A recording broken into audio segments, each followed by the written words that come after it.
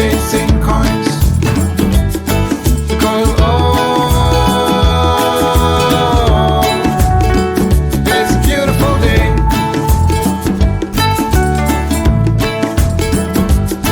Isn't it all? So come on, let's play.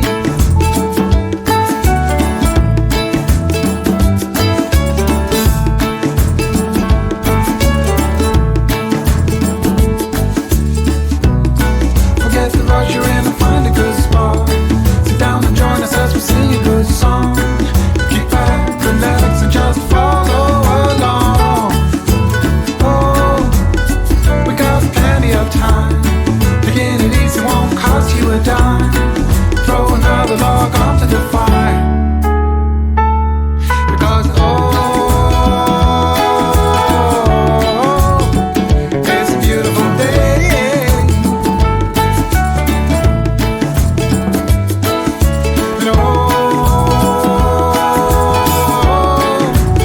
And come on, let's play.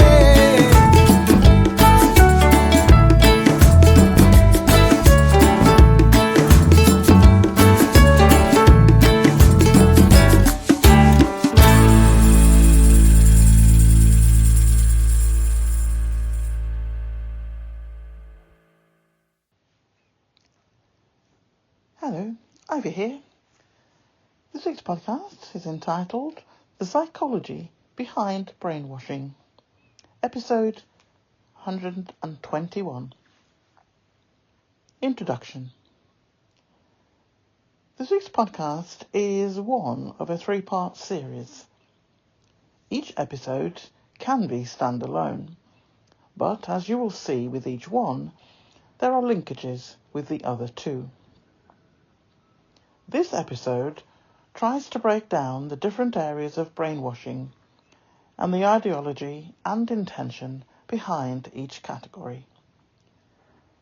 I will quote from some of the reference sources listed at the end of the article, but there are many more that there was no possibility of including all of those in one podcast, but they are listed for your reference.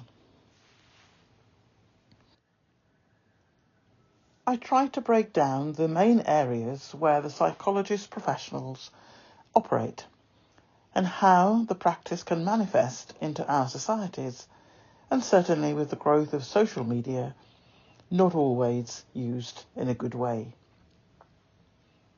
Next week's podcast focuses on the mind control aspects and how it has been used in the past and in the present day. We will explore experiences from decades ago and modern day practices that many people are not even aware that this is being done to them without their knowledge or permission. The third and final section of this short mini-series looks at toxicity within groups and families and how to recognise it and how to remove yourselves from it if you so desire. The link between all 3 podcasts are the groups, including families.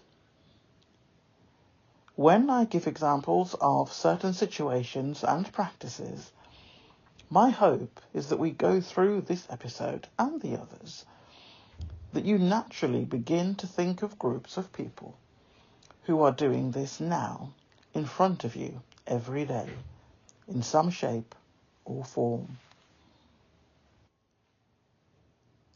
It is quite possible that you did not realise that this practice is being done to you, or you never thought of it as brainwashing.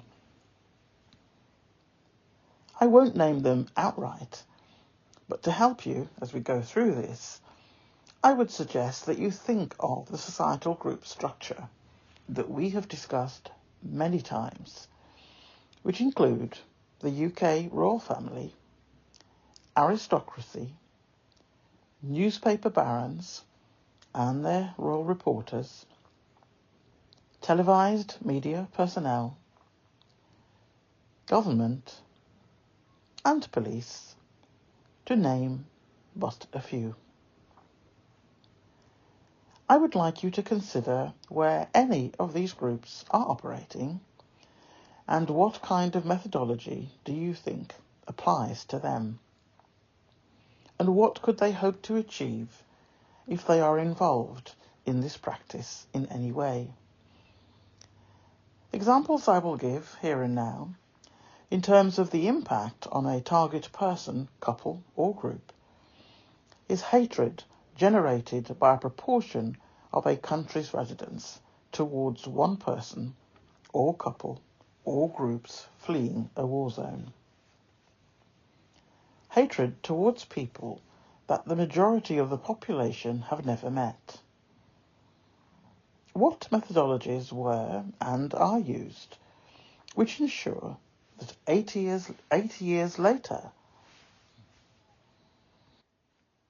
in the case of one individual, the rhetoric leaving the mouths of some people has become so toxic that they are almost frothing at the mouth? If you take a stand back and take a helicopter view of what is happening, you will start to see the similarities in the phrases used and the behaviour. Ultimately, there becomes a point where the masses of hatred become clone-like. They draw strength from one another, and the camaraderie that is growing gives them the impression that they are stronger for it. The telling aspect of this, which has been proven by research over the years, and certainly in my research over the years, from my university days to just navigating my way through life, is that if you take away the brainwashing element and its components, the mindset that was created by manipulation over time starts to erode, and the original mindset of increasing numbers of people begins to surface again. Not everyone. A few remain on their new skin, so to speak, but the majority, over time, begin to show signs of the old personality emerging again, possibly with a recognition of how the change occurred, and, as a result, the chances of being so easily swayed over time would have less chance of succeeding this time round. If you read some of the reference sources listed at the end of the article, you will see that the sheer bombardment of certain practices used to break the spirit of individuals ultimately leads to acceptance of a new ideology, just to make the methodology used previously stop. A few never return to their former selves, but most, once removed from that bombardment, with the added understanding of what is being done to them, they can differentiate and compartmentalize their actions. Groups have more likelihood to change their stance if they break away from each other and make the efforts to form a life outside of the group. For many, this is a hard step to take because they fell into these types of groups because of the lack of self-esteem in their lives outside of it. Moving into these type of hate groups has given them purpose and status. Toxic families are even more complicated, but the bottom line, when the group is a family who are now set in their ways, invested in protecting the status quo, because it has been a way of life for centuries, they will fall on their swords to defend it, and see no other way of life that will give them purpose than to carry on to their last breath trying to save it, and all who depend on its existence. The only way a few find peace after recognizing the practices being done and why, is to escape. I won't say leave, because that is not a choice given to any that want to have free thought. It literally means to escape, forge a new life, and set boundaries to protect oneself and any family they wish to build. Any communication that takes place with those family members subsequently should really take place after a time of no contact. And then, if it is a desire to have some sort of contact, then it should only take place without any of the new boundaries being crossed. The danger that lurks within this toxic family scenario is the emergence of cult status. The next two podcasts will highlight the similarities of toxic families and cult behaviour. The goal is to preserve the status quo, and to that end, any means is acceptable to achieve the aim.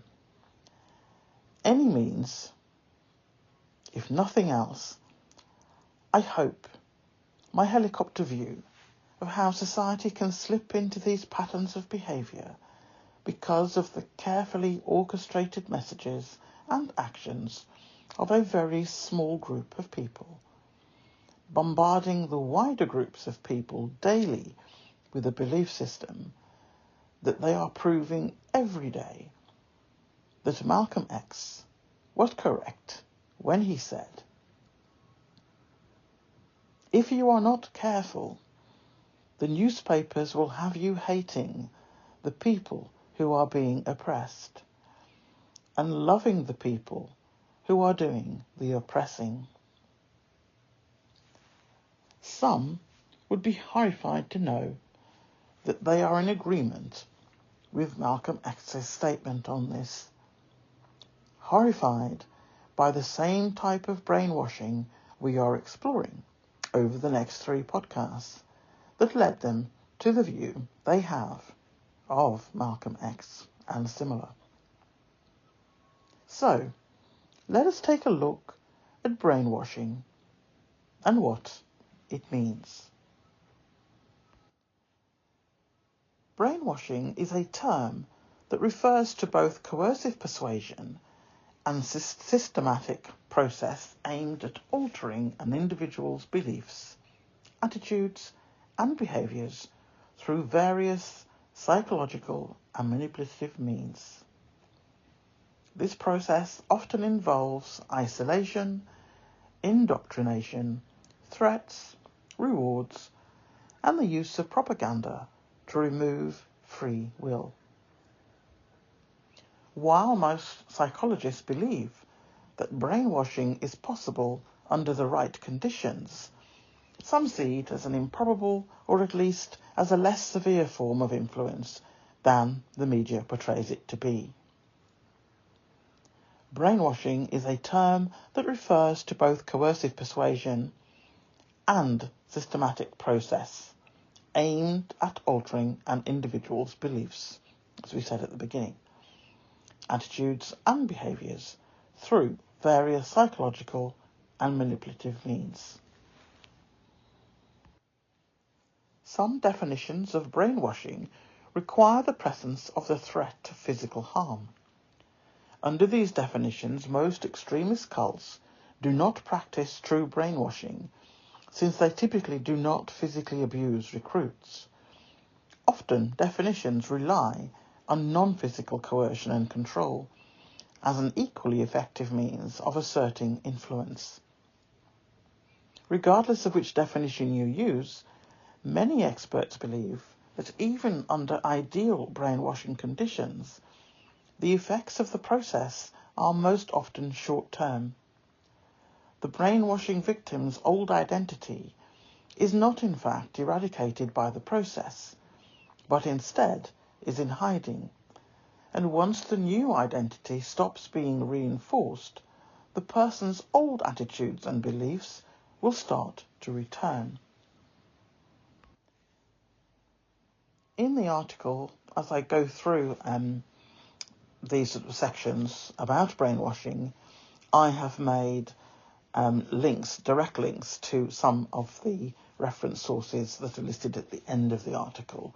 In other words, for that particular paragraph, I'm sort of showing you exactly where that paragraph has come from, and there's a whole host of information around that topic that you will find from that reference source link. Basically, if you coerce someone into abandoning their religious beliefs in favour of a new atheist identity, they'll likely re-embrace those old beliefs once you stop pushing the new identity onto them. Social influence. In psychology, the study of brainwashing, often referred to as thought reform, falls into the sphere of social influence. This type of influence happens every minute of every day. It's the collection of ways in which people can change other people's attitudes, beliefs, and behaviours. For instance, the compliance method aims to produce a change in a person's behaviour and is not concerned with his attitudes or beliefs. It's the just do it approach. Persuasion, on the other hand, aims for a change in attitude. For example, do it because it'll make you feel good, happy, healthy, or successful. The education method, or propaganda method, which is when you don't believe in what's being taught, goes for the social influence goal, trying to effect a change in the person's beliefs. For instance, do it because you know it's the right thing to do. Brainwashing is a severe form of social influence that combines all of these approaches to cause changes in someone's way of thinking without that person's consent and often against their will. Isolation and dependency. Because brainwashing is such an invasive form of influence, it requires the complete isolation and dependency of the subject, which is why you mostly hear of brainwashing occurring in prison camps or totalist cults. The agent, the brainwasher, must have complete control over the target, the brainwashee, so that sleeping, eating, using the bathroom and fulfilling other basic human needs depends upon the will of the agent. In the brainwashing process, the agent systematically breaks down the target's identity to the point that it falls apart. The agent then replaces it with another set of behaviours, attitudes and beliefs that work in the target's current environment. Brainwashing techniques.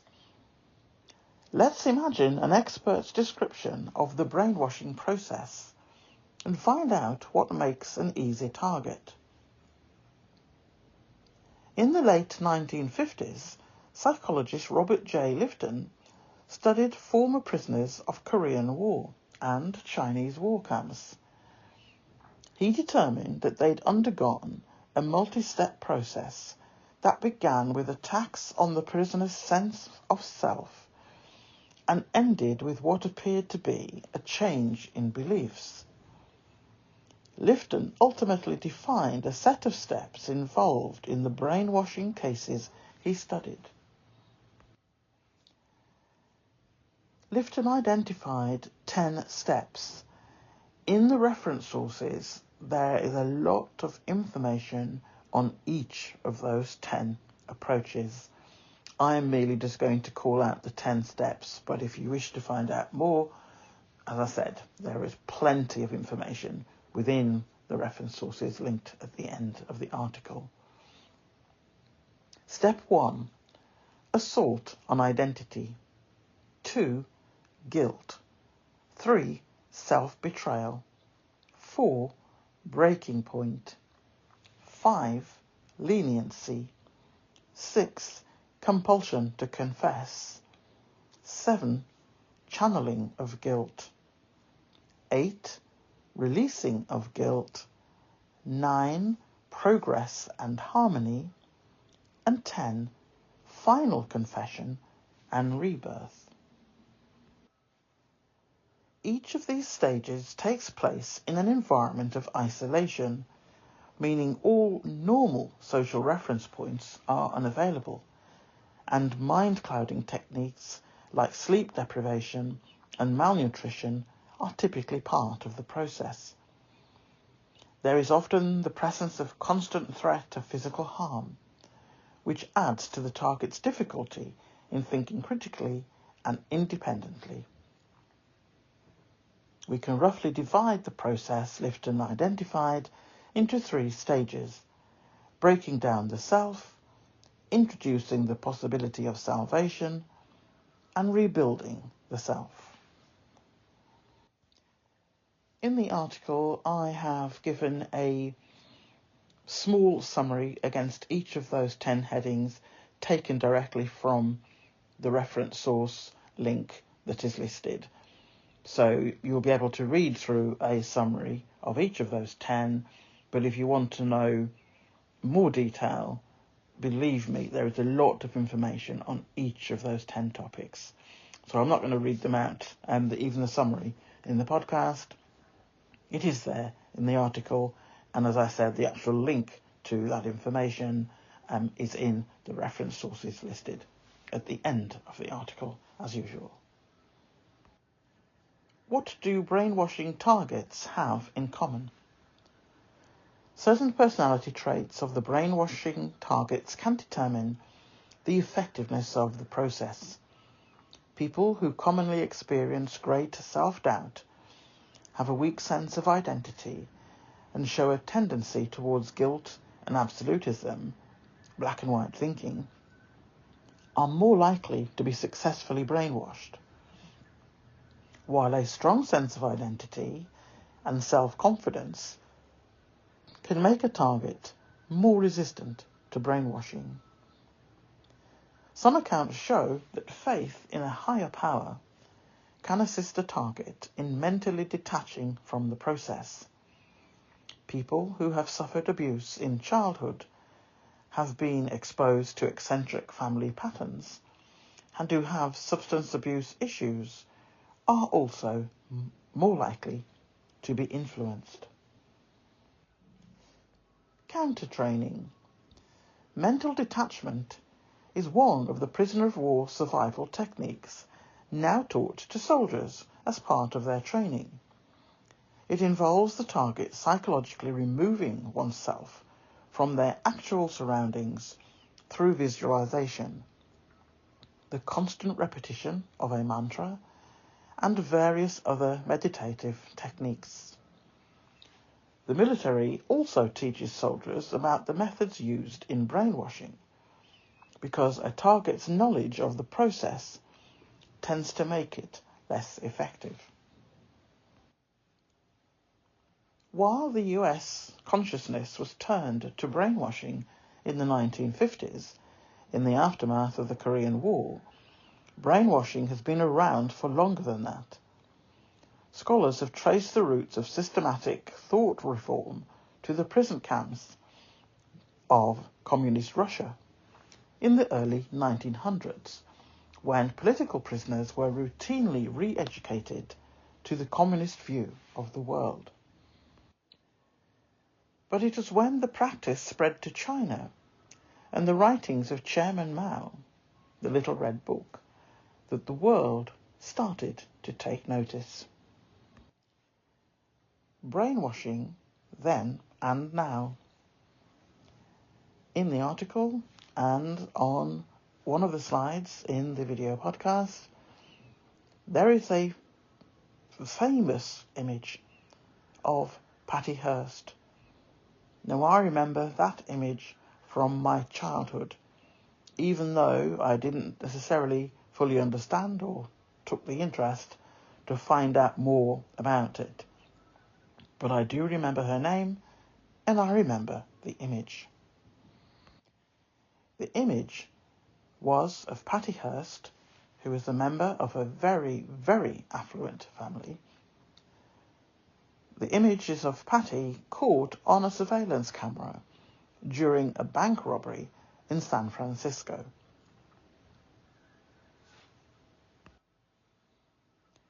Patty Hearst was a kidnap victim who very quickly joined in with her kidnappers' activity, and in this case, where the image came from, helped them rob a bank.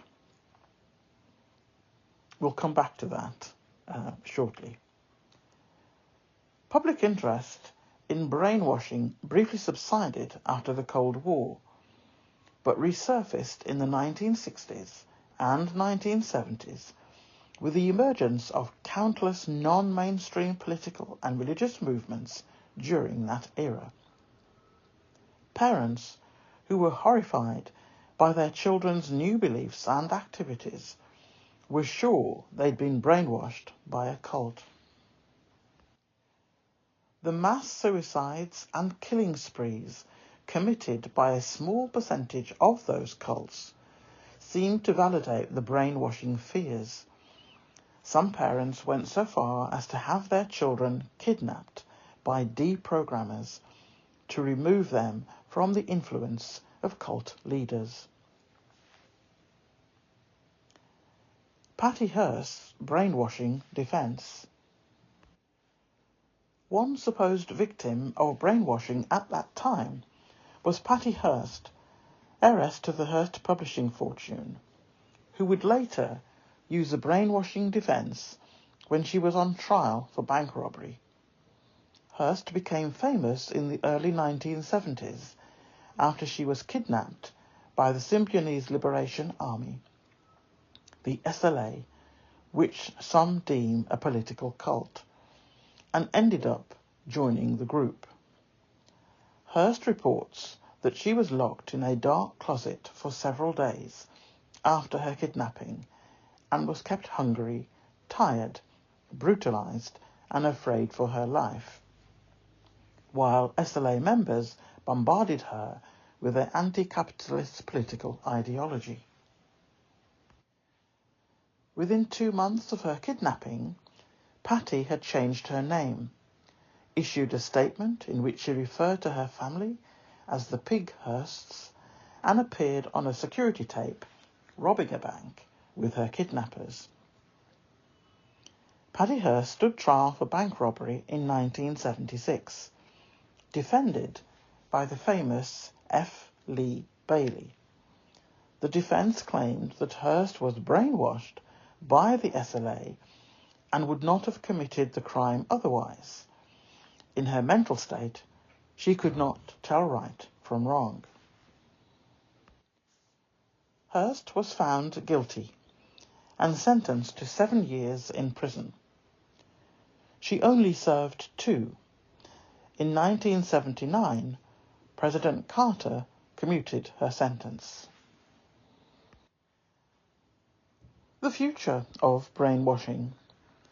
The future of brainwashing, if Hollywood and the conspiracy theorists are to be trusted, involves much more high-tech approaches, like, say, implanting a chip in someone's brain. But most scientists agree that the field of neurology is nowhere close to that level of understanding of the human brain.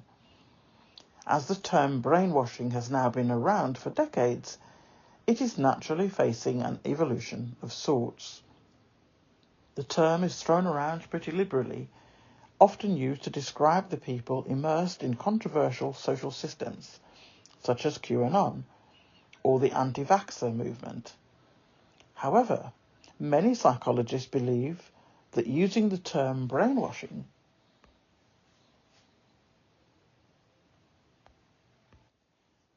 to describe what's happening to these people is inaccurate, as the true thought reform process of brainwashing requires isolation and absolute dependence of the subject to be effective.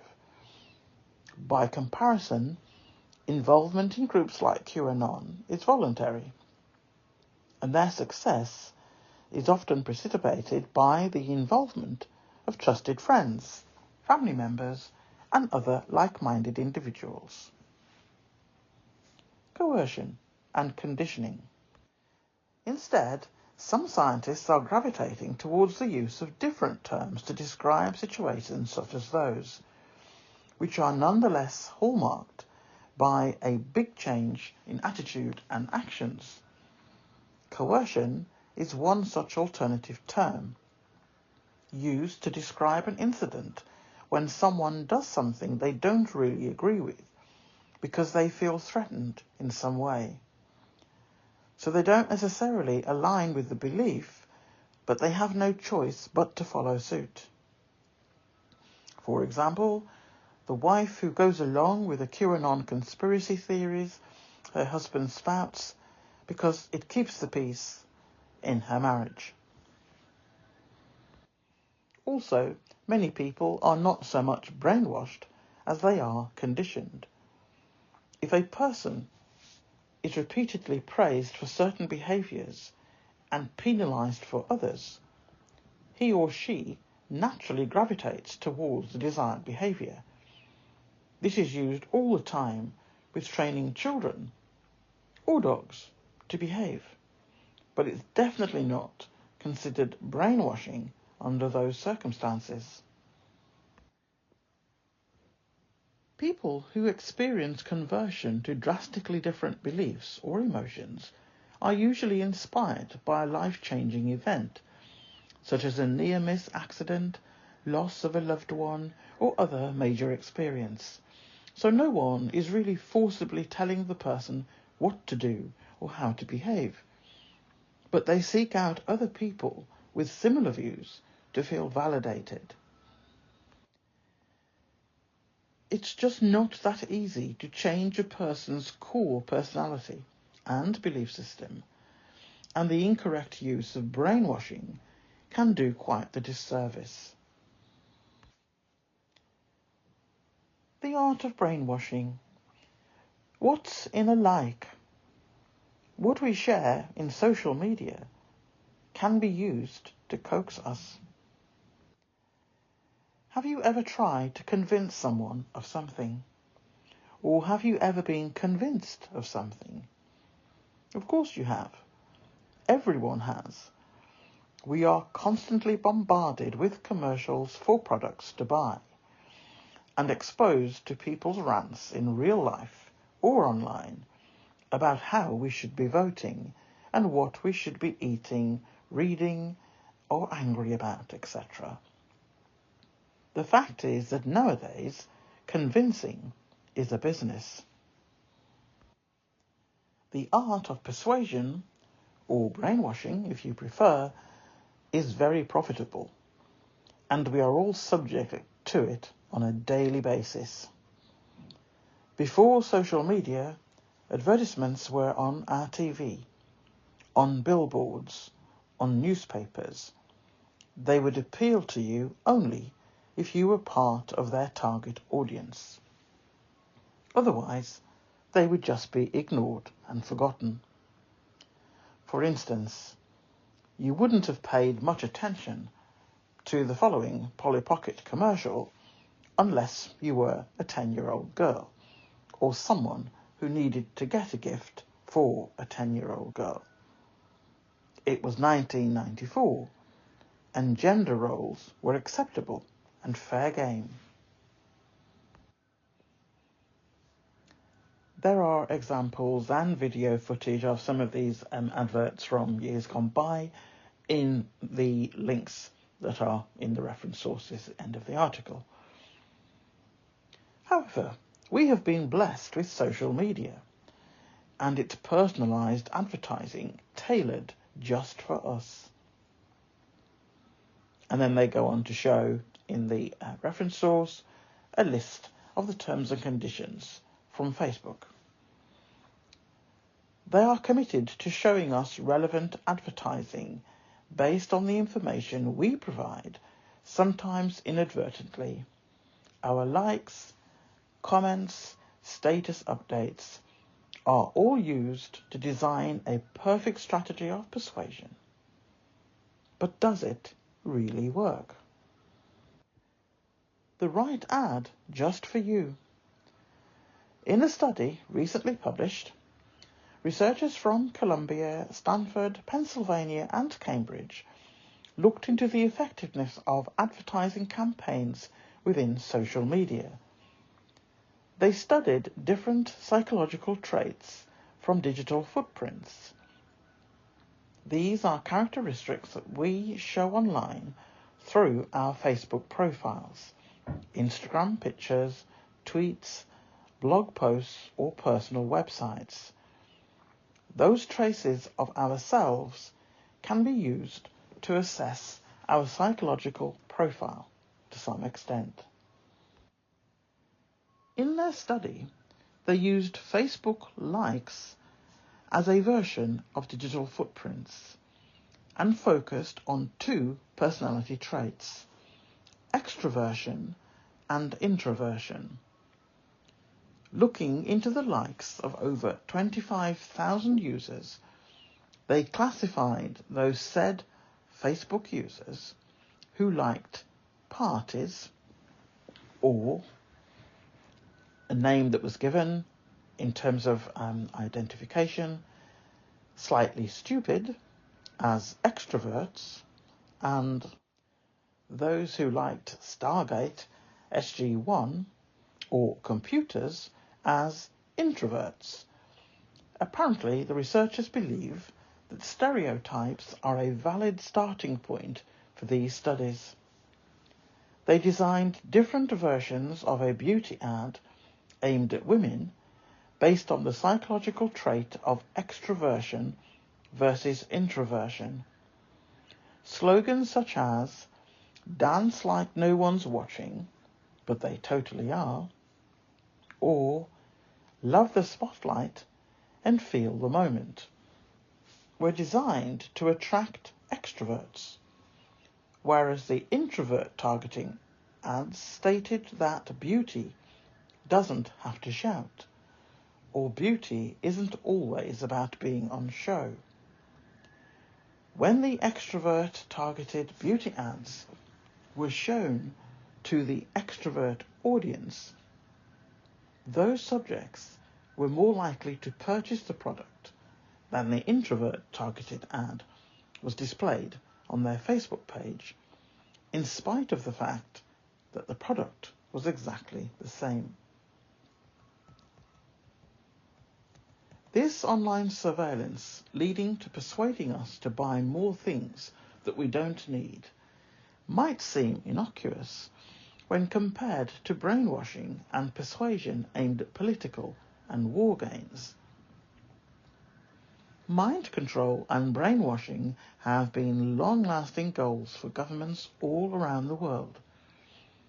Imagine if you could manipulate your enemy's will with a simple injection. Isn't that the dream of government? It may sound like I'm describing some sort of political thriller, but truth is stranger than fiction.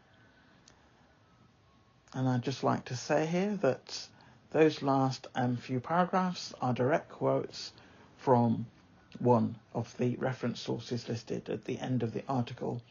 You will see that it's made clear in the article and where to go and search for the full report.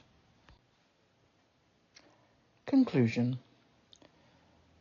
This extract from an article in The Independent published in November 2015 still applies today. Events since that article have provided more than enough evidence which clearly states there is a growing problem relating to the various ways now that hate rhetoric is spread around the globe, and the targets of that rhetoric are suffering, and some have lost their lives. It links to aspects of human rights legislation and the framework around the Human Rights Act, needs to reflect the modern developments now and recognise and deal with perpetrators. The role of the media in the rise of hate crime in the UK is unequivocal. For too long now, the right-wing tabloid press in the UK has vilified minorities and vulnerable groups. This vilification is by no means a new phenomenon and has long existed in British media. Unrecognisable upsurge in open bigotry and subsequent hate crime in the UK, evidencing a resurgence of racism on a scale many would not have viewed as possible in 2017. Reports of hate crime have gone up on an unprecedented amount in the aftermath of the Brexit vote and the recent spate of terrorist attacks in both London and Manchester. The attacks in Manchester and London saw a five-fold increase in hate crime. These crimes had specifically anti-Muslim rhetoric. Experts have been warning for some time that antagonistic media coverage has been fueling an increase in anti-Muslim and Islamophobic hate speech and crime.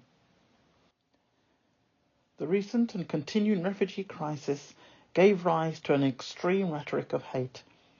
Evidence of this is best capsulated in the Sun article that compared African migrants to cockroaches. This article triggered a response from the UN High Commissioner for Human Rights.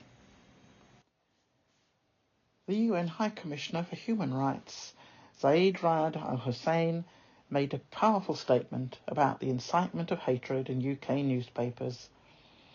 Al Hussein stated that history has shown us time and again the dangers of demonising foreigners and minorities, and it is extraordinary and deeply shameful to see these types of tactics being used in a variety of countries, simply because racism and xenophobia are so easy to arouse in order to win votes or sell newspapers. This statement succinctly summarises the dangers and how truly detestable such behaviour is, particularly given the motives. A post-Brexit climate has created a society in which hate crime has become a regular reality for far too many. It's the end of that quote from The Independent in that article, but there is more detail about that in the article for this podcast. Also, last year, we talked about the Overton window, and I think it's worth mentioning again today. And as before, you will see more detail in the article and a short 5-minute video on YouTube. There's a link for it in the article, and there's also a diagram that shows how the Overton window works. It's basically a sliding scale that you move along depending on what things politicians deem to be acceptable to, if you like, promote, and the lines that they won't cross depending on sort of the politics at the time. You'll see it on the video podcast, but you'll also see a diagram of it in the article, and you will see how it works in operation on the YouTube video. So what is the Overton window? The Overton window is a model for understanding how ideas in society change over time and influence politics. The core concept is that politicians are limited in what policy ideas they can support. They generally only pursue policies that are widely accepted throughout society as legitimate policy options. These policies lie inside the Overton window. Other policy ideas exist, but politicians risk losing popular support if they champion these ideas. These policies lie outside the Overton window. The Overton window can both shift and expand, either increasing or shrinking the number of ideas politicians can support without unduly risking their electoral support. The Overton window doesn't describe everything about how politics works, but it does describe one key thing. Politicians will not support whatever policy they choose, whenever they choose. Rather, they will only espouse policies that they believe do not hurt their electoral chances. And the range of policy options available to a politician are shaped by ideas, social movements, and shared norms and values within society. A few extracts from an article written by David Olusoga, who took part in Harry and Meghan's Netflix documentary. I think very much appropriate for this podcast about brainwashing and the activities of a number of groups, but including UK media. From the moment Prince Harry and Meghan Markle made their relationship known to the public in 2016, the message many Britons sent to her was clear. You aren't one of us. You aren't welcome. Meghan, a biracial, divorced American actress, was far from what many envisioned as a fairy tale match for a beloved member of the British royal family. While many in the UK welcomed her, the British tabloid media and a large swathe of the Twitterverse were not kind. The couple's announcement that they were distancing themselves from the royal family was met with shock and anger by many in England and beyond. Suddenly, the message for Meghan has changed from "Why are you here?" to "Where do you think you're going?" It is clear that the UK enjoy telling Meghan that she is not welcome, and to constantly say how much they loved her on her wedding day, and how much the UK paid for this and that, and then they derive some type of sick pleasure to know that the treatment of her caused such obvious distress to both Harry and Meghan. As for the coronation, that has had tremendous difficulty in arousing much interest around the world or in the UK. Still, the gutter UK media were on daily doing polls, interviewing fellow right-wingers about this and that, and a myriad of body language experts from some unknown entity who supposedly did their training. And the message was loud and clear, stating that Meghan was not welcome and not to come. They took great delight in saying how much they did not want to see her there. And then, when she turned down the invitation, they were mad as hell. Only British media could display such duality in terms of their output each day. The income-generating hate rhetoric for months went too far, and their money spinner that they all felt was a certainty suddenly evaporated away in seconds of its announcement. The complete and utter shock that a confident female who knows her worth for the second time said no to the institution. The first time being when she walked away from abuse, and let it be known that she knows her worth and she will respond to their nonsense. She's not so grateful to be part of that cartel and to give up her own agency, what so many people covet, regardless of how they may be treated. This fabulous, strong lady said no thanks. You do you, and I will return to a better way of life.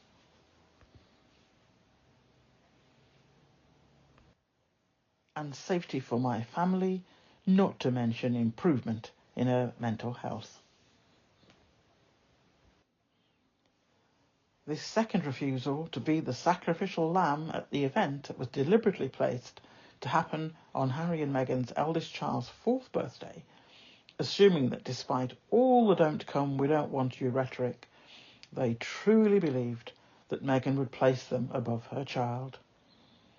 Meghan simply said, "No, I will not be attending." The absolute shock.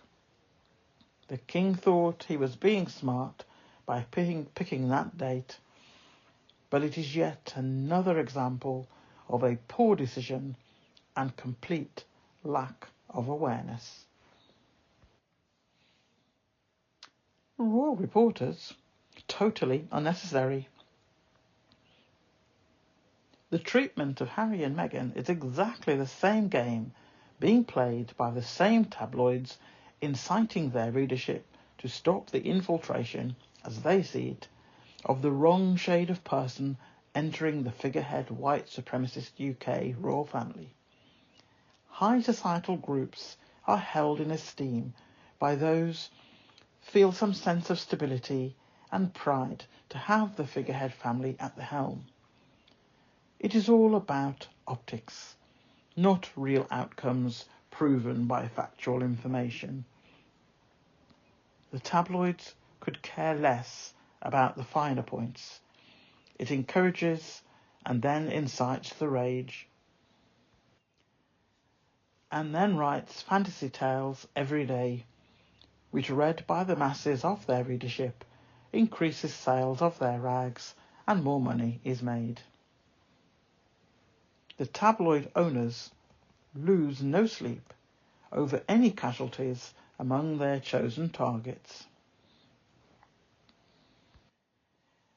i.e. all the abusers out there prepared to fall on their sword to keep Britain British, as long as they can still travel everywhere with ease and be treated like special people. More and more they are realising that they are not considered special outside of the UK, and they seem most put out. What they fail to recognise, or if they are aware but choose to ignore the realities of the facts, is all the newspaper owners live outside of the UK, so all the chaos that they create to make money does not impact them in any negative way, because they choose not to reside or pay taxes to the UK, and all the extra money being made enables them to be able to opt out of being part of the Lord of the Flies environment they helped to create. Targets and the worker bees that the tabloids and the establishment create from their rhetoric are collateral damage if anything occurs to any of them. They have dehumanised them from the start. When the day comes that the middle and working classes are not dehumanised by the people at the top of society, who they believe care about them, will learn the hard way. And likewise, all royal reporters who truly believe that the British royal family is their friend, and that they are valuable to the royal family and vice versa, will also learn that painful lesson, that they are just worker bees to the hierarchy, and lose not a moment of sleep when any of you are made redundant. And that day is coming. Zero justification for all of you to write about the same topics and people, using the same clearly agreed buzzwords and phrases in order to destroy the reputation of someone, or to break their spirit, or, in the extreme, stop their heart from beating. When the same two people that you used to write multiple articles a day about do not even live in the UK, and they have stepped back from royal duties, you have zero reason to write about them. Now your gravy train has dried up, and you are reduced to accepting free dog biscuits and less than £80 appearance fee to go in front of a camera and spout hate and twisted truths. Your salary is based on writing about the royal family. The clue is in the name Royal Reporter. If any are needed, one person could do it, with an artificial intelligence software package to do the searches for information. The rest of the royal reporters are surplus to requirements already, and that penny will drop one day to both newspaper barons and the royal reporters themselves.